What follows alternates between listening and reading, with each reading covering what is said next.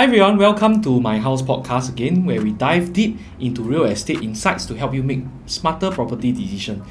And I'm Martin. Today we are going to unpack one of the biggest mystery in the property world. How do developers actually price their new launch projects? Because every time a new launch hits the market, we see the questions pop up. Why is this project so expensive? Why is the other project cheaper? And then did the developer just pull the price from nowhere? So the truth is there's actually a lot of strategy, psychology and math behind every price tag you see in the show flat. So in this episode, I'll walk you through what factors go into the developer's pricing decision, how launch pricing strategy works, and why prices sometimes rise after the first weekend, and what smart buyers can learn from it. The first part, understanding the developer's cost, because the cost determines the price, right? From the ground up, you can see that before a developer even sets the price, they look at their land cost, right? And that's actually the biggest factor of their cost. In Singapore, most developers buy their land either through GLS, which is the government land sale, or on block sales. For example, a developer pays $1,000 per square feet per plot ratio for a GLS site. Then they'll have to add another about $500 or $600 construction, financing, marketing and admin costs. That means their break-even cost could be around $1,500 per square feet. And of course, being developers, they have to make a margin and profit. So if you see them launching the units at 2,000 per square feet, that's not random. That's roughly a 20 to 30% profit margin before factoring in commission, taxes and any unsold inventory risk. In other words, developers can't simply price low just to please the buyers. They have to meet their profit targets, and because they have to also take loans from bank and also any risk from the delay in the selling of unsold stock. Next is benchmarking. Basically, developers will look at what nearby projects are selling at, those that have already launched, and the resale prices to decide the pricing of the new launch. For example, a new launch in Tampines, what they'll do is actually they'll study the nearby condos, like maybe the new launch is going to be near Treasures at Tampines. They'll look at the resale transacted PSF of Treasures at Tampines. And of course, they also look at the other older condos as well, just to benchmark. And they will also take into consideration the location, the tenure, and also the facilities. So if the surrounding is already calling for about 1,500 per square feet, then of course the new project will be priced higher than the 1,500 per square feet. And they also want to create the perception that the project offers something better, not necessarily cheaper. So it's going to be more expensive, but for the extra price, you get much better finishing, much better quality. So the launch phase strategy also plays a part, and this is actually quite psychological. So developers rarely launch their units at the same price.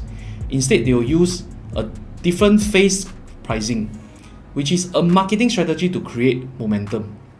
So here's how it works. Phase 1 is usually the preview, where they will come up with the indicative starting from prices, which are usually very, very attractive to bring in the crowd to come in to view for the preview.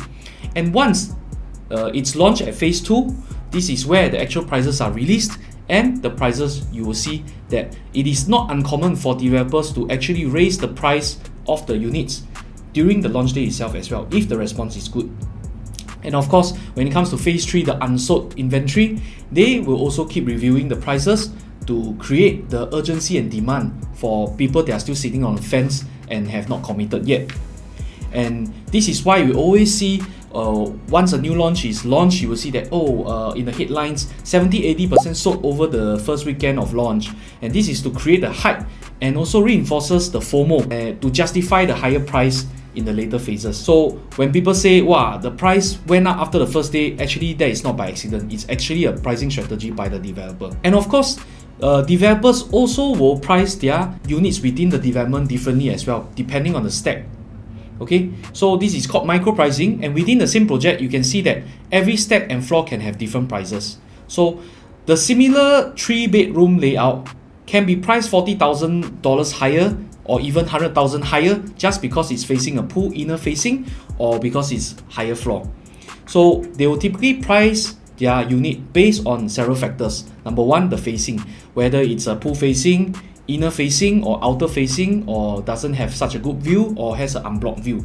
And number 2 is the orientation, whether these units have west sun, whether this unit is north-south facing. And number 3, whether there are any noise exposure such as MRT tracks nearby or near to the road, or whether the road is a main road or just a slip road, and whether it's facing any bin center or any other things that people don't want, right? And of course, lastly, logically, the higher floor it is, the more expensive it gets. So they'll use a pricing matrix, a very huge spreadsheet that they use to calculate all these micro differences and price it accordingly to these factors. So even within the same project, you'll notice that there's a wide price range to cater to different budget and different buyer expectation and preferences. So for projects that have very high floors, you can see that the low floor versus the 60th floor might have a very big price difference. Of course, there's also a psychological part behind the launch pricing, and this is where the marketing meets strategy. So developers know that buyers compare prices in PSF, but there's also another portion that needs to be think is also in terms of the total price, which is the quantum. So instead of lowering the PSF, they sometimes make very small unit sizes to make the price point attractive. Like at 1.5 million or 2 million, you can get a certain bedroom type, and so they actually make the size smaller, but actually the PSF is higher. But overall, because of the small size, the quantum becomes very palatable for buyers of different appetite. So it's all about making the quantum attractive. Even if the PSF looks high, at least at the end of the day, it's how much you pay as a quantum to decide whether you make the purchase. And of course, there are other external marketing factors that the developers have to watch in the macro sense. So if interest rate is high, or if cooling measures has just been announced, they might price more conservatively to ensure that the take-up rate is better. If the sentiment is strong or interest rate is low, they can afford to actually test slightly higher prices and see how buyers respond. And of course, developers do have a deadline to sell their stock. If not, they themselves have to pay ABSD to the government as well. That's why they are willing to price a bit lower at the start to attract more buyers.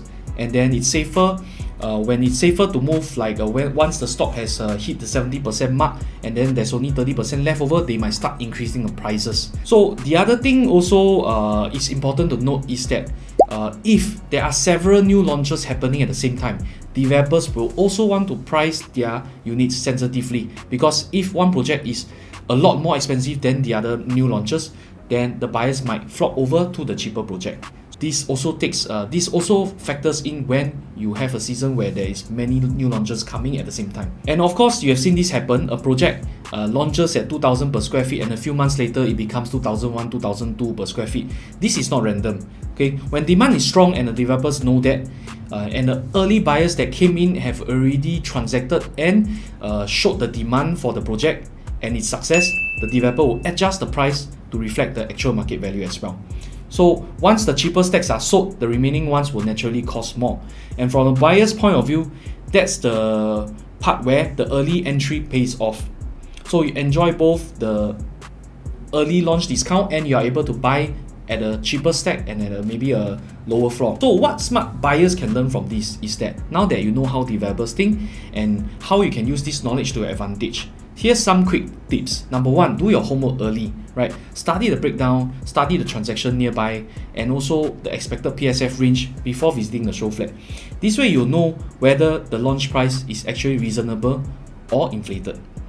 Number 2, if you think that the fundamentals are strong, move in early, because if the project ticks all the boxes, where it's a good location, good developer track record, very supported pricing from the nearby resale, then you can consider going in early. That's when you'll get the best deal. And thirdly, of course, don't buy purely on hype. Just because the project is selling fast doesn't mean it fits your long-term needs. Always ask yourself, does the layout work for you? Does the size and location align with your goals and not just what other people want? And of course, to sum it all, developers price their new launch project based on the land and construction costs, and they benchmark it against the nearby resale properties. And of course, there's a lot of strategy involved for them to do the phase pricing to build the momentum to attract more buyers. And of course, they also have to look at the overall market condition, the interest rate, the buyer sentiments before they actually price it properly.